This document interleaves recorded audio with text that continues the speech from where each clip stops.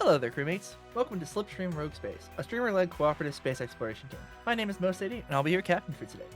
A quick disclaimer before we begin.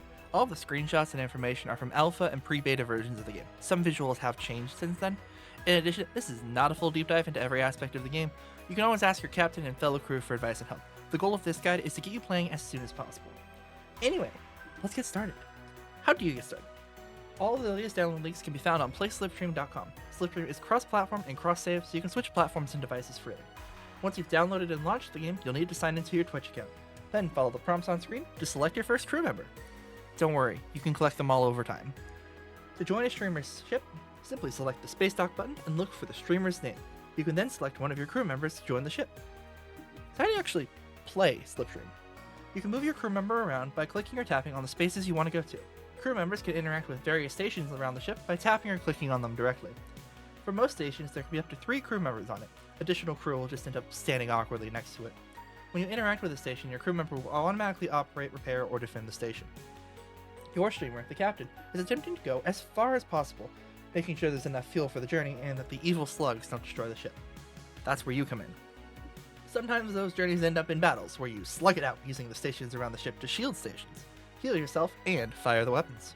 There are 3 common stations that you'll find all around the ship. The red stations with a target on it are the weapon stations. Being the center crew member allows you to deal damage to the enemy ship every few seconds, indicated by the damage numbers appearing. The damage you deal is based off 2 factors. Are you firing from the active combat zone indicated by a target icon on the minimap, and your current gunnery skill level. Don't worry, I'll get into stats later. Generally though, cats have the best stats for using this station. The blue station with the shield icon is the shield station. It serves 2 main purposes, personal shields and station shields.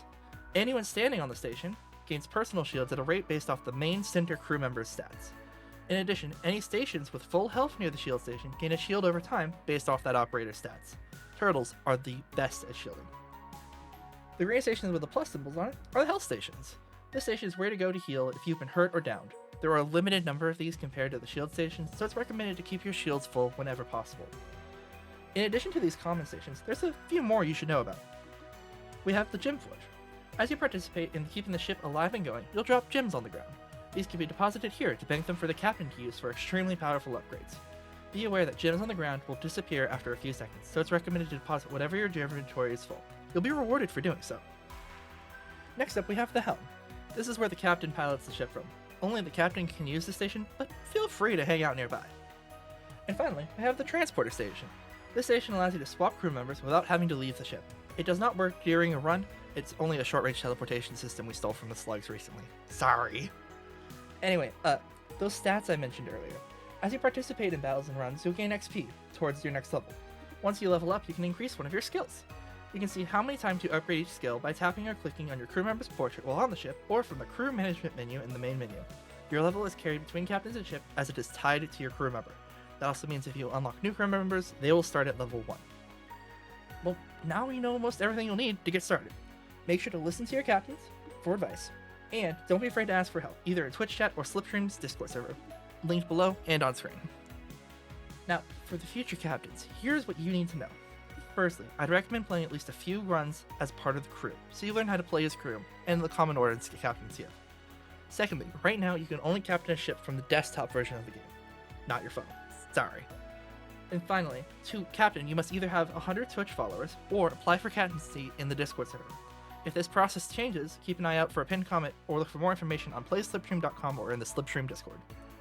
Now don't forget, just because you're a captain does not exclude you from acting as crew on your ship and others. You can always hop off the helm and hop on any other station. You'll even earn XP for the crew member you selected when launching your ship. If you want further reading on exactly how combat works and other useful tips, check out Skiller50's amazing posts in the strategy channel in Slipstream's Discord. Those posts are linked below in the description. Good luck future captains and crew, and more importantly, have fun. I hope to see you in the Slipstream.